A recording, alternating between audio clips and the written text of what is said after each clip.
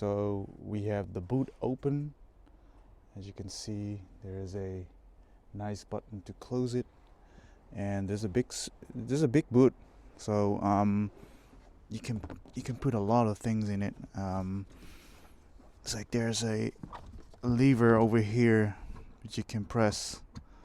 It's a bit, and there is like extra storage space down there, which you can fit like charging cables, those kind of things. Yeah, it looks really good. There's like a protective thing over here so people cannot peek in your car.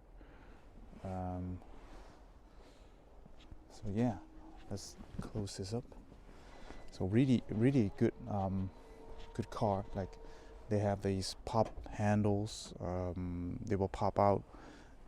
It got air suspension, it got almost everything that a Model S also have. And these rims are super big, like 22 inch. Looking at the front, and this is not standard. I replaced this with a black logo. Let me know what you think. But I think it looks really good, better than the original. The original had like colored versions, black mirrors, black windows. Let's look at the inside. So let's sit inside. I'll turn on the volume a bit. There is a lot of things going on in this car. When you sit in this car, there's like a welcome kind of music going on, and people think, okay, that might be overkill, but okay, let's turn off the music. It's like Cantonese songs. It always plays when it's connected to the phone. But one of the things that I want to point out is, like, if you buy this car, it doesn't come with these levers things. So it is really one of the things that is weird that they don't include these things. I had these things from AliExpress on the steering wheel, so I don't know why they don't include like where you have to press. Like these are the press points for the touchpad kind of things on the steering wheel, but they don't include it. So so yeah, these are very cheap to get. I think it's a really good thing to pick up on AliExpress, so definitely do that. Yeah, right off the bat, it's like the screen is super huge. There are a couple of things that I don't like about the current software. So if I show you what the current software is, it's 102D. So if I one of the things that I've discussed this with a lot of people already on the Zeekr forums, is like if you press on a Zeekr AD, what I always turn off is the distracted driver monitoring and the overspeed warning, because that will annoy the heck out of you. So it's like it's not something you would really want. It's really difficult to drive with that kind of noise. So if you like driving on a like for instance in a populated area where you can only drive 50 kilometers per hour, and if you even drive like 51, it will give you a notification like bing bing bing, like, okay, you cannot go over this speed, and it will keep giving you notifications until you bring down to 50 or 49. So that's really annoying. And this distracted driver monitoring is one of the things that I think it's from here. So this kind of camera sensor-ish thing will like look at your face and maybe your eyes on if you're tired. So those kind of two things I don't really like about this car, is because you have to turn this off. I already reached out to Zeekr support to get rid of this kind of things, that these things are standard off, but it has to do with law, I guess. So but no one really loves these kind of options, so I just turned them off. There are multiple things that are still not okay with the software, but I have 100% like faith in Zeekr that they will solve this stuff. And yeah, I think the software is not up to par like Tesla Model S or the X, but I think it will come in time. So I will give them some time to fix all those bugs. Same thing goes for these voice commands. You can call this car and then it will do something for you, like open windows or adjusting your seat. There are a lot of voice commands that do not work, like change ambient lighting, or I don't know, like the temperature. It doesn't work because they need to add like more voice commands to this car. So there's a lot of things that don't work yet. So that's one of the downfalls of new brands. But in time they will fix it. So what's another thing? There's a button called Zeekr Lab. I do not really know what this is. It's called a theater mode. If you press this button, it will adjust the seats, the lighting, and all those kind of things, but you cannot watch anything on this. So I'm not sure why this option is here. I think in the future they will implement like YouTube or maybe Netflix or Amazon Prime, those kind of things that you can just lay back in this car and watch some movies. That would be actually great. You know, it's like if you can watch movies, those kind of things. And well, everything in this car feels and looks really luxurious, or how do you say it?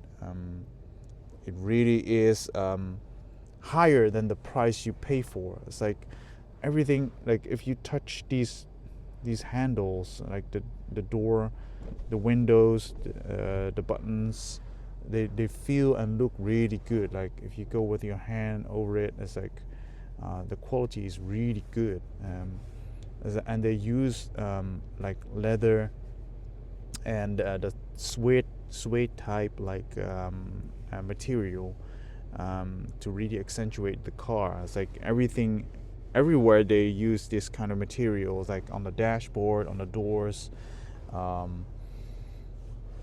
yeah, even like on the charging pad, this is like suede.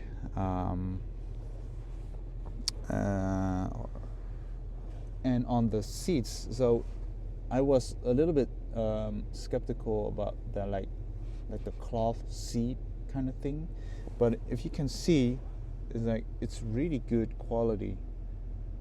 It really feels good, and when you sit on it, it really feels good. So the overall feeling of this car, it does have its luxury feeling. So yeah, I think it's one of the best cars you can buy as an EV. So I purchased this car. It's like it came close to like the Model S. So the Model S has a lot of things that most cars don't have, but this one has everything right off the bat. So it has air suspension, it has big wheels, it has I think for the price you pay, I think this is the best EV you can buy if you're coming from a Model S or a Model X, or maybe more luxury EVs. I think a lot of people will switch to these kind of Chinese brands because they will sell this car in a full package. So this was the Privilege Edition. and I think this is the best EV I've driven, because once you drive the car, it's like the drivability, it's really stable. If you drive over speed bumps, if you drive over like a little bit curb, you drive on like simple highway, or like normal carways, or like this neighborhood, like in the where people live, and it's really comfortable to drive. It's like if you hit that speed bump, it's not like stiff. The suspension is really good. It drives comfortable, and I think it's one of the best thing about this Zeekr 001. It drives really good. It looks good inside, and I think the main point of this is that it drives even better than most of the EVs I've driven. So yeah, everything you can dream of this vehicle it has already. So, and in time being, well, while I'm shooting this video, I think most of the updates will get fixed in one of the newest updates. So so currently I'm on 102D, but I think in the future they will update this car. So most of the bugs I've reported to them is fixed. So I really hope this car gets what it deserves. So if they fix all these things, then I think it will get better, and you know, the drivability of this car. But this is one of the things that that new brands still have the issue that the software is not up to par. So they still need to fix those things, and they do look at other brands like Tesla and how they do it. But it is weird that they don't really communicate with China. So this car is actually Chinese, but they don't really communicate with the Chinese department on fixing things, because the law in China is really different than Europe. So we don't have autonomous driving over here because it's not allowed by law. So we just it's like semi-auto. Like it's like the same in Tesla. They have the semi-autopilot, but at the same time it isn't really autopilot, because you still need to have your hands on the steering wheel before. Because if you let the steering wheel go, it will give you notification on why yeah, you should hold your steering wheel. So those kind of things is really different from China, and China is really more further in like lane assist or active cruise control, those kind of things. I think those kind of things don't work well either. So sometimes when you drive behind a car and you switched on the ACC and LCC, so those kind of lane switching and active cruise control, it sometimes when a car goes into your lane, the car brakes like 10 kilometers. So it's really annoying that it brakes so much to let the car in front of you come in. So it doesn't make any sense. And Tesla does it better to just gradually like braking a bit. So I think it may be like a couple of kilometers down, and then they see, okay, the car has come in, and they can just and they just can get it done. So it really is one of the things that they need to fix, and I think it's different from current brands like Tesla or you know, VW or Mercedes. I think they are more refined already. But I think if they fix this kind of stuff, the small things, then this car can be awesome. it already drives awesome, but I think if they fix all these kind of small things, then this car will like destroy the competition, because it is one of the best comfortable car you can buy and drive. I think a lot of people, if they like test drive this car, will agree that this car just drives awesome. So I think there's also one thing that it doesn't really do. Like if you expect an EV has like auto parking and those kind of things, it doesn't have auto parking. So if I switch back to this the screen, it doesn't. If you go to quick settings, there isn't really a auto parking thing. It is sold to me that it can, but I think it's kind of a software update before it actually can get to that region. Yeah, it's one of the things that they still need to fix. I hope it can auto park, but this car has like a really cool. If you click on it, oh, this is the rear camera. So I don't really know. Done. How do I get out of this car thing? Okay, it's not.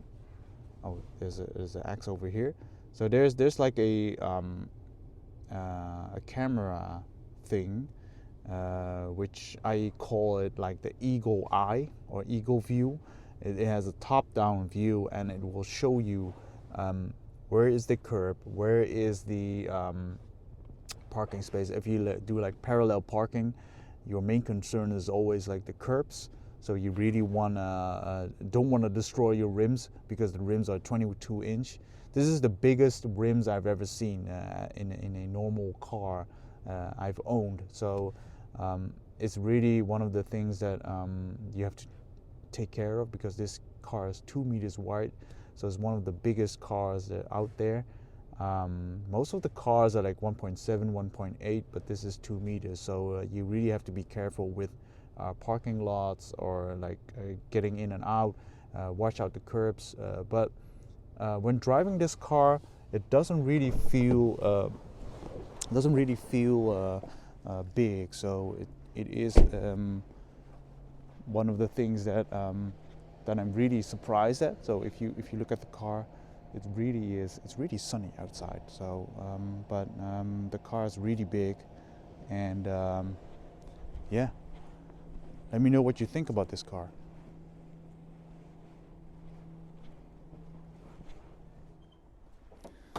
So that was it, showing you the car, and well, yeah, let me know if you are interested in this car, or do you like any of these things you've seen. I think if you wanna have a good EV and you're coming from a Tesla Model S or another luxury brand, even if you come up from the premium brands like Mercedes, BMW, yeah, I don't know, Audi, those brands are expensive. I think if you are in the market for a really good car and you don't have the big budget for it, this car is definitely the way to go. So let me know in the comments below what you think about this car. I really love this car. It's good to drive. It has all the potential to be the greatest EV, like the luxury EV that you want. So if they tune this kind of car, then I think it will be the best you will ever experience in this EV world. So that was it. I hope you liked this video. Maybe a good breakdown for you if you want to buy this car. A lot of reviews don't tell stuff like this, so it's one of the things. Yeah, yeah, a lot of people will talk positively about this car, but yeah, I think if you like the car, then just just test drive it and see it for yourself. So I hope you like this video. Stay healthy, everyone. Peace out.